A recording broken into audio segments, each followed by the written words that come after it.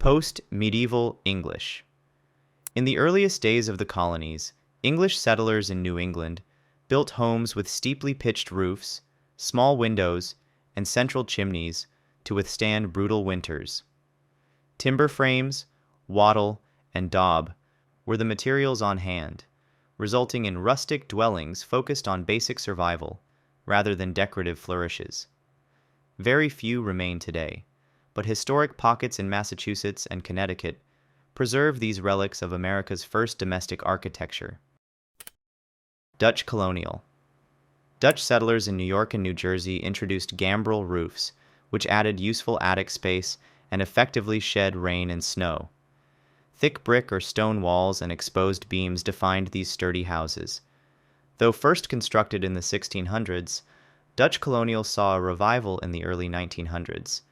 Its signature barn-like rooflines spread throughout the Northeast and Midwest, where they are still a familiar sight. Spanish Colonial. In places like Florida, Texas, California, and the Southwest, Spanish settlers adapted Old World traditions to hot, arid climates. Thick adobe or stucco walls helped insulate against heat, while small windows reduced direct sun. Red tile roofs and central courtyards reflected Mediterranean and Moorish influences, offering shade and airflow. The legacy of these mission-inspired buildings is particularly visible in California's architecture today. French Colonial. French settlers in Louisiana and along the Mississippi River contended with swampy terrain and frequent flooding, so they built on raised foundations or piers. Wraparound porches, hipped roofs, and tall French doors allowed for cool breezes in humid weather. Surviving examples in New Orleans showcase the style's European charm, combined with practical solutions for a subtropical climate. Georgian. Named for the reigns of King George I through III, Georgian design prioritized symmetry, proportion, and a sense of formality. Brick facades, paneled doors capped by transom windows, and decorative crown moldings lent these homes an air of refinement. Popular among wealthy colonists, Georgian later influenced the Colonial Revival movement, cementing its place as a touchstone in American architectural history. Federal. An evolution of Georgian, the federal style took on a lighter, more delicate aspect. Elliptical fanlights above doors, slender columns, and decorative swags or urns reflected ancient Roman and Greek ideals. Seen in port cities like Boston and Philadelphia, and in the new capital, Washington, D.C., Federal signaled America's cultural ambitions and its confidence in a budding national identity. Greek Revival. Motivated by admiration for classical democracy, Americans widely embraced Greek Revival.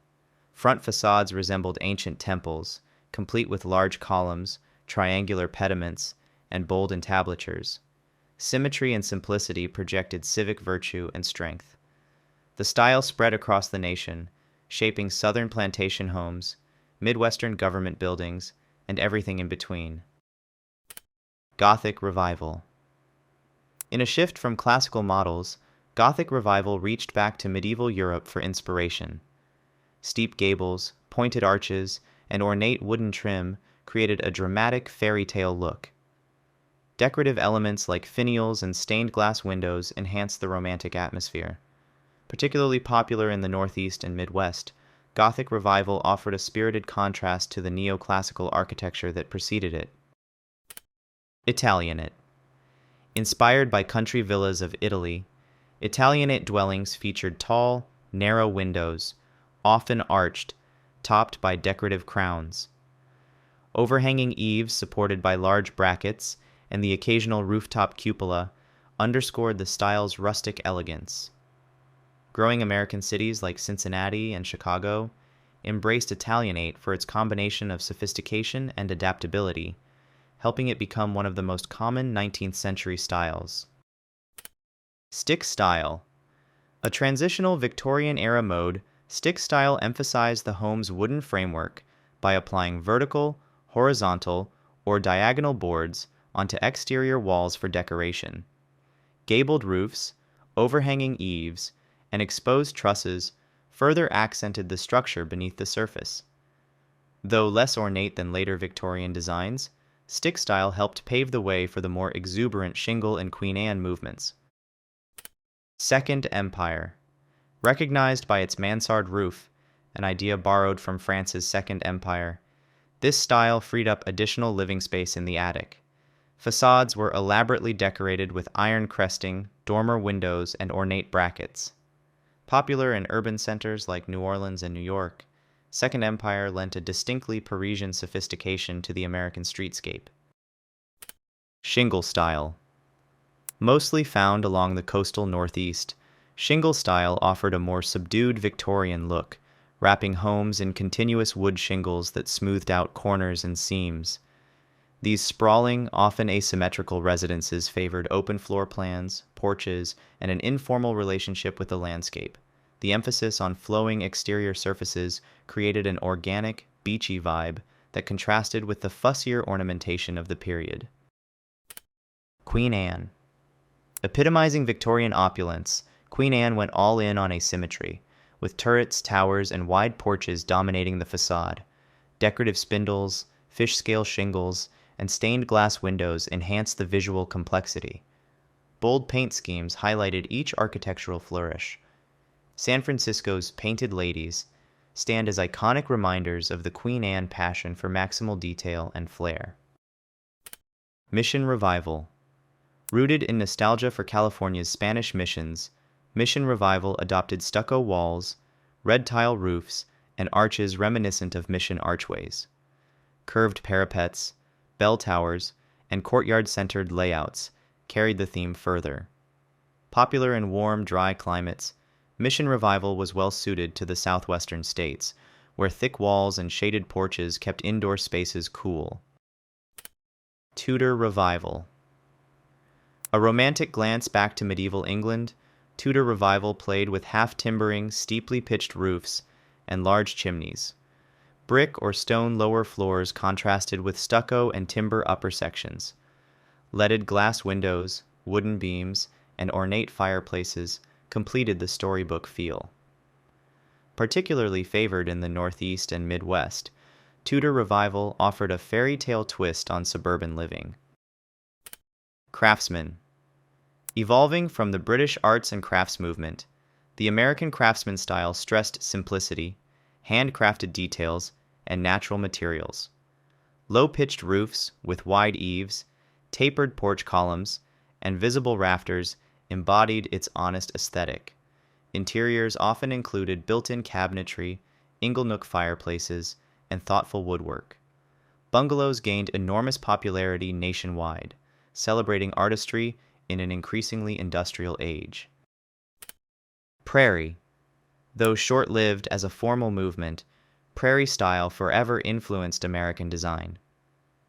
Frank Lloyd Wright's emphasis on horizontal lines, low-pitched roofs, and open floor plans fostered harmony between house and landscape. Rows of casement windows and sheltered porches reinforced the sense of expansiveness. Abandoning excessive ornament, Prairie architects forged a distinctly American approach that anticipated modernist ideals. Mediterranean Revival.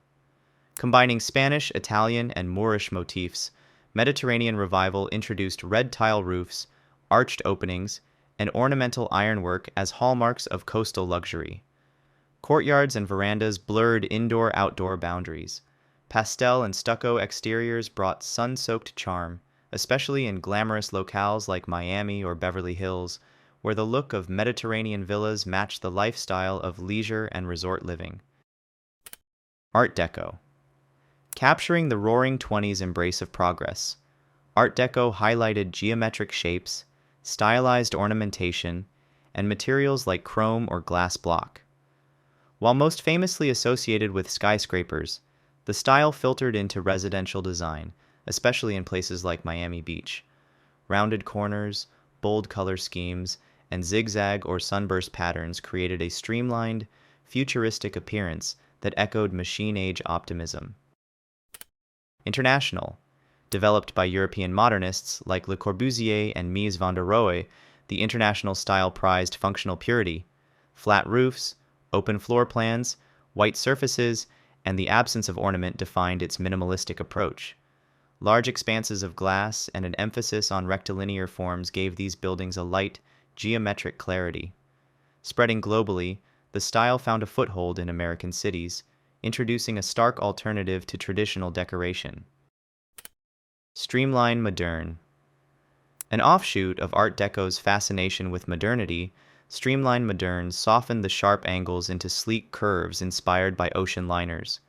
Ribbon windows, rounded corners, and horizontal banding suggested speed and efficiency. The style emerged during the Great Depression, balancing affordability with a hopeful nod toward a streamlined technological future, making it appealing for both private homes and public buildings.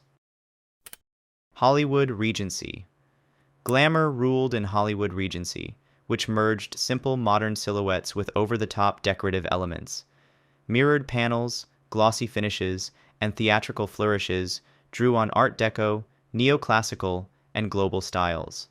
The result was unapologetically luxurious, often seen in the hills of Los Angeles, where film stars desired homes as dramatic as the silver screen sets that made them famous. Ranch. With post-World War II suburbia booming, ranch houses answered the demand for casual, family-friendly living. Single-story layouts, open interiors, and attached garages fit perfectly into the car-centric lifestyle. Large picture windows and sliding glass doors to patios encouraged indoor-outdoor flow. The long, low-slung profile spoke to the wide-open spaces of the American West, making the ranch style synonymous with mid-century suburban growth. Mid-century modern. Embracing minimal ornamentation and innovative materials, architects such as Richard Neutra helped define mid-century modern. Steel frames, massive glass panels, and open-concept interiors blurred the line between nature and shelter. Flat or gently pitched roofs completed the understated geometry. Popular in California and beyond, these homes captured the post-war optimism that saw technology as a path to better living. Brutalist. Contrasting with the airy openness of mid-century modern, Brutalist architecture prioritized raw concrete and monumental forms. Though more common in institutional buildings, occasional residential projects embodied an austere, fortress-like solidity. The style deliberately minimized ornament, arguing that a building's materials and structure should speak for themselves. Critics found it heavy and uninviting, but admirers praised its honesty and boldness. Postmodern. Pushing back against modernism's austere functionalism, postmodern architecture reintroduced historical references with playful irony. Classical columns, arches, and decorative details reappeared, but in unexpected ways or exaggerated proportions. Vivid colors and whimsical shapes invited complexity back into design. In residential settings, postmodern houses might sport a collage of styles or satirical riffs on tradition, balancing nostalgia with futuristic flair.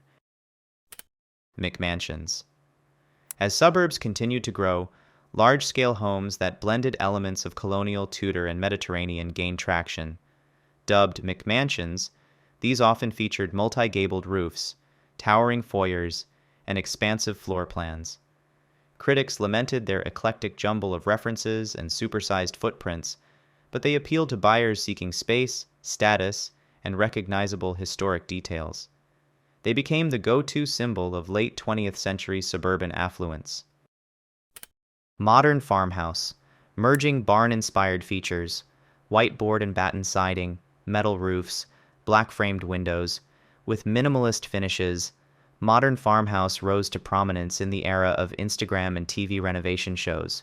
Reclaimed wood accents and farmhouse sinks evoke rustic charm, while open-concept layouts and sleek lighting keep it current. This style's widespread popularity shows that Americans still love reinventing their architectural heritage, blending comfort, nostalgia, and modern tastes. Thanks for watching this video. Is there any styles I missed? Let me know in the comments. Also, don't forget to like and subscribe if you enjoyed this video.